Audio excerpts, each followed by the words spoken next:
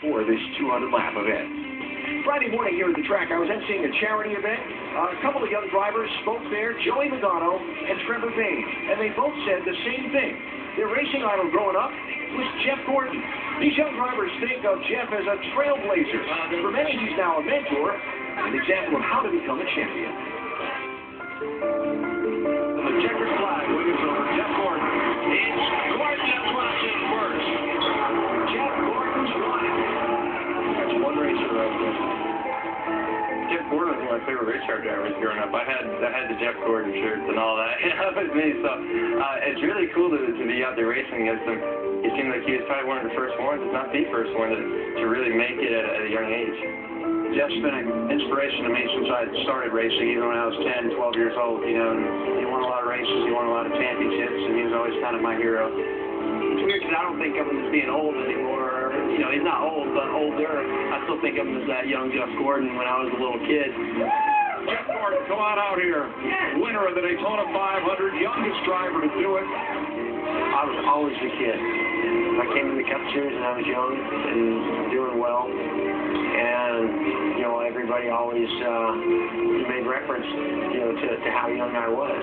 You know who you beat, Jeff, in this business? Well, you know, I mean, these are the best of everything I've ever worked for to get to this point. Earnhardt, Waltrip, Martin, Bill Elliott. The fact that I was able to go and race wheel to wheel with these guys who I had watched on TV was incredible. You know, I think he definitely got that started for us. He was one of the first guys to do it, and he was successful.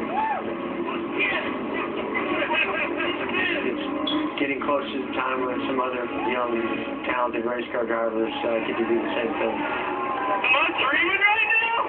Doing exactly what you would expect of Kyle Busch, winning.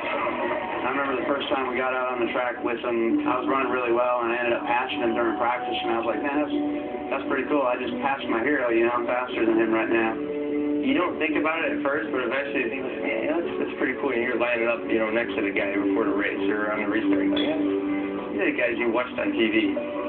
He just has that legacy built behind him, you know, and so, you know, even though you race against the guy and you can beat the guy sometimes, you know, it's still Jeff Gordon for me. And he gets right to the back bumper trying to rattle Kyle Busch. And the fans come to their feet. They lean on one another. Gordon moves Busch up the racetrack. He'll grab the top spot. There was only one car here this weekend that could beat me. There it is. To have talents like that and young kids, you know, growing up, idolizing, you know, me or looking up to something that I did makes me really proud of what I've been able to accomplish in the sport, and it's something that puts a big smile on my face and makes me feel really good about, you know, my life and my career. And the champ, Jeff Gordon, joins us now in the pit studio. Thanks for the time. Your reaction to that? Well, yeah, how do you react to that? That's humbling, you know. I mean, somebody dropped off a Open Wheel magazine today at my truck that showed me racing sprint cars at 14 years old. So I've been doing this a long time, and I've been so fortunate over the years to have great success. But to have, to me, I mean, you heard in my voice at Phoenix earlier this year, I was excited to beat Kyle Busch. And, you know, to hear those guys talk about what it's like to race against me, knowing that they watched what I did, you know, when they were kids. And that's very cool. You know, I love the Nationwide Series. I love what it's all about. I love the talent that it produces. I was once there. And so, you know, these are the guys that the young kids are going to be talking about one day. So that's very cool. You were 21 years old when you made your then Winston Cup debut that day in Atlanta in 1992. Now when you hear these young kids say you were a trailblazer, looking back on it now, do you realize how different that was to have somebody that young coming to this level of racing? Well, I think the difference between what I did at my age and maybe you know, Kyle Busch or somebody like that is that it hadn't been done much, you know, prior to, I think maybe Ricky Rudd was a very young driver, but it took him, you know, a few years to really get up to that caliber of being a championship or contending for the championship and the wins. And where, for me, I came in at Hendrick Motorsports, one of the best organizations out there, and we were able to have success right away. Now, I didn't win my rookie year. It was, not long after that, guys came in going like Tony Stewart going to Joe Gibbs Racing, winning races their first year in. So, I think that what I look back on is that Rick Hendrick and the sponsors like DuPont at the time, they took a chance on a young guy that you just didn't see them put you had to earn your way up through the smaller ranks to get to that point. And when I came along, they said, let's take him and put him in, our car, one of the best teams out there. So essentially, what these guys are saying, as Jeff being a trailblazer for a young guy getting there, yes, he was. He was. Yeah, absolutely. And Jeff, as you look at your career and where you are now, obviously you're closing in on that 85th win. The next number is 105. David Pierce. Man, every time I see you, can do it, man. Oh, well, you can do it. I appreciate the confidence. I mean, I know it's possible, but a lot of things are going to have to line up, that's for sure. But we've got a great car for this weekend here in New Hampshire. We've got a shot at that 85th win. And this year, to me, has been a great year working with Alan Gustafson and this Drive-In Hunger Chevrolet team.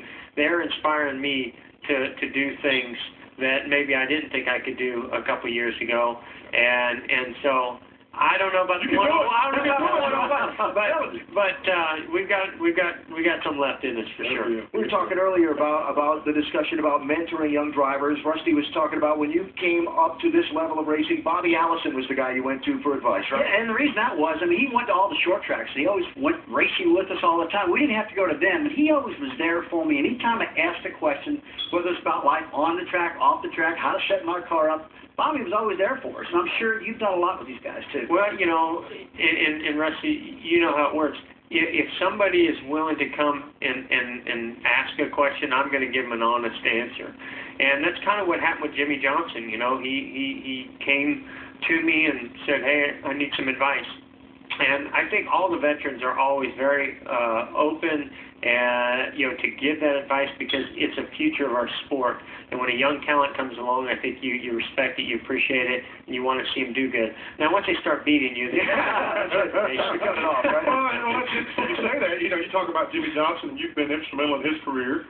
You're going to do it again? Is there anyone else out there that you're looking at, maybe a young guy helping along or going to Jimmy? That's the only thing that I miss about not running in the Nationwide Series. When I was running, I was only running a handful of races back then, but I got a chance to race against Jimmy Johnson. Now, I'd seen him prior to that, and I was impressed.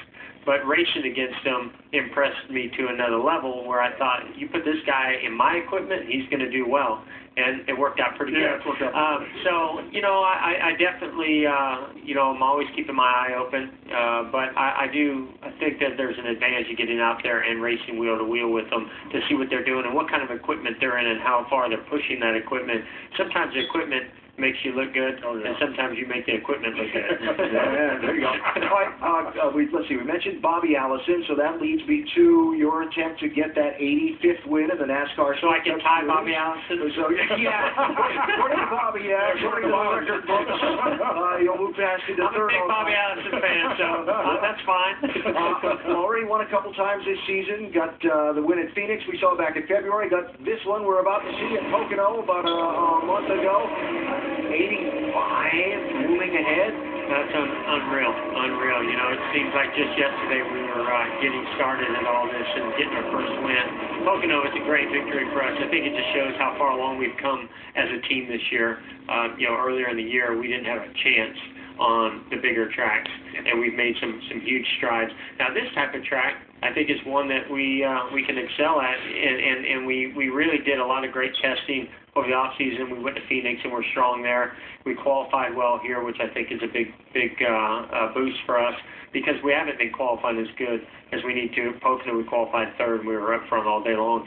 We're seventh here, I think, and the car feels really good. So I think we've got a great shot at it this weekend. Get you to hang with us for just a couple more minutes. Absolutely. Got one of those guys who called you an idol coming up in the next segment. We want to talk about that. Jeff Gordon with us on NASCAR Countdown from New Hampshire as we get set to go. When we wrap up here, maybe we'll be talking about Jeff winning a cup race Monday on our NASCAR Now Monday Roundtable. Carl Edwards is going to be one of our panelists. That's 5 Eastern ESPN2.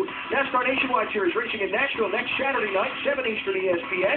Then it's drag race racing next weekend as well. The Mopar Mile High Nationals from Denver qualifying Saturday, finals Sunday, both of those on ESPN2. And next weekend, check out the American Le Mans Series Grand Prix of Motorsports. That's Sunday, July 24, 10 Eastern, ESPN2. Back to New Hampshire in a minute.